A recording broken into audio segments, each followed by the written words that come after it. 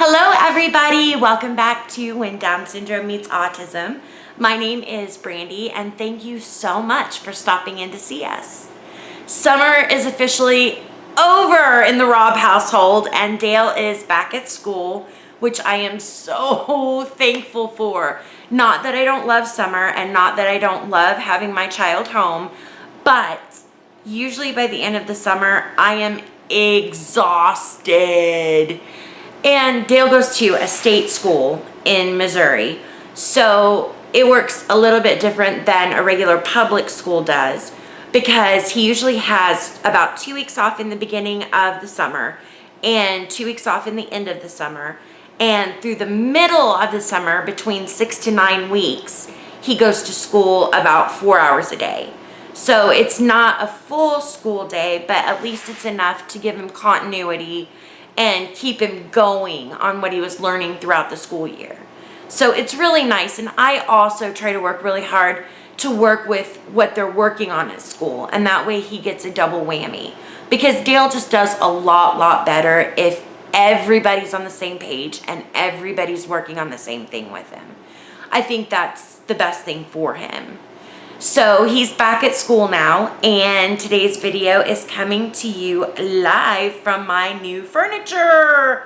I was so excited to get this because with 4 dogs and Dale, the furniture can really take a beating in our house. So this is really great, wonderful stuff that can be wiped down whenever something happens to it, and I'm just so excited.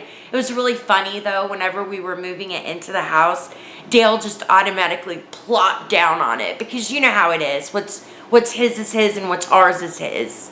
So he plops down on it and just like not moving. So Kevin's having to move the furniture with this 130-pound sack of potatoes sprawled out on the couches.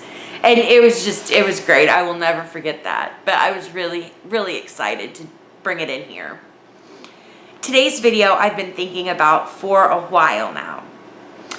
I got a message from a lady, and it's in regards to one of my very first videos.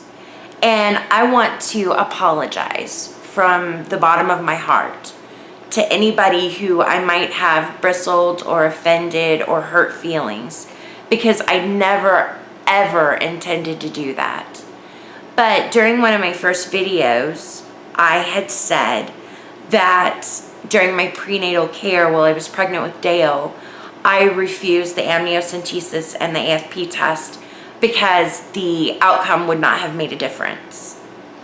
What I should have said was that I refused the testing because I would not have aborted, regardless of what the outcome was.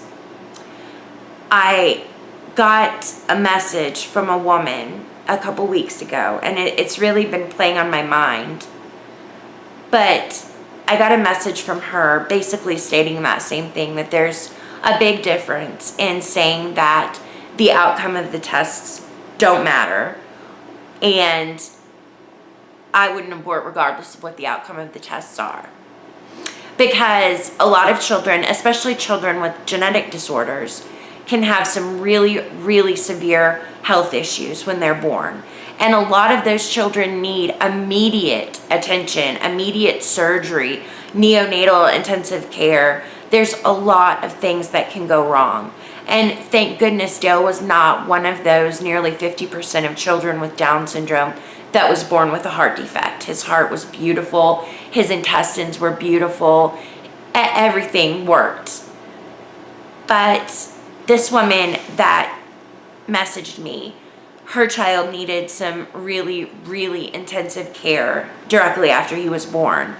And he also had to have open heart surgery. I believe day 3 of life.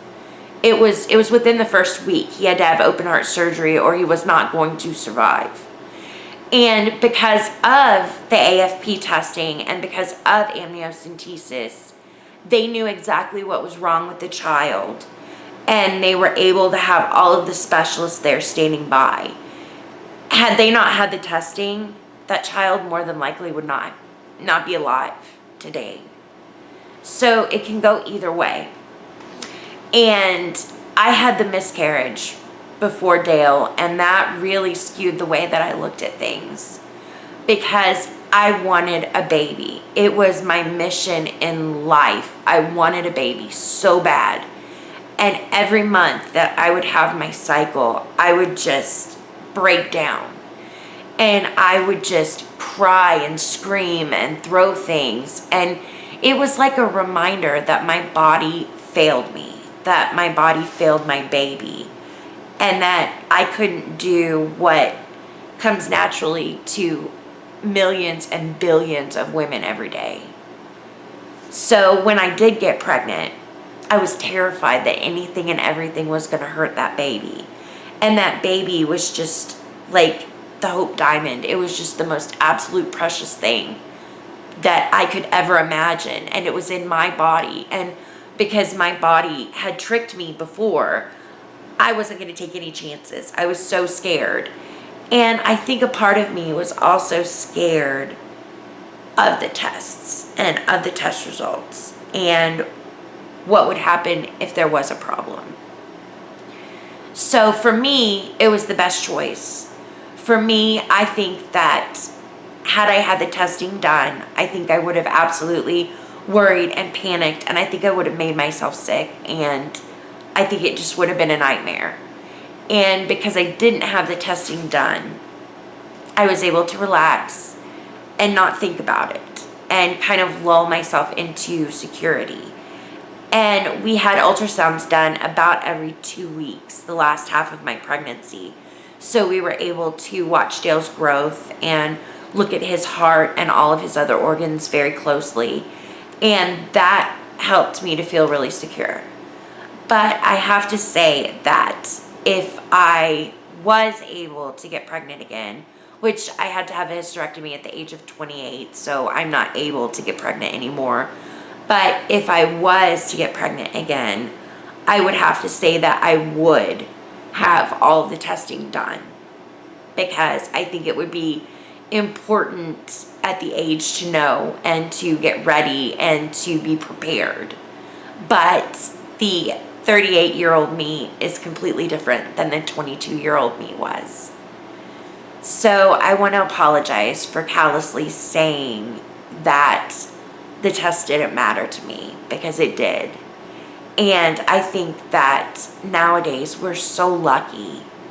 We're so lucky to have ultrasounds and amnio and laser surgery and so many things that would have caused a bad outcome now can save our children and can give them the best start possible. And that in and of itself is a miracle.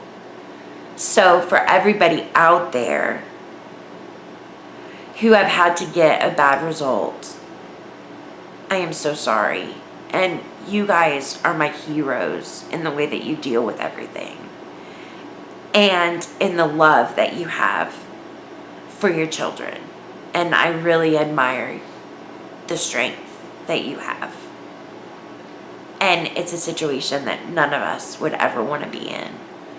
Because my eye doctor and I were talking a while back, and his granddaughter has some really severe genetic abnormalities.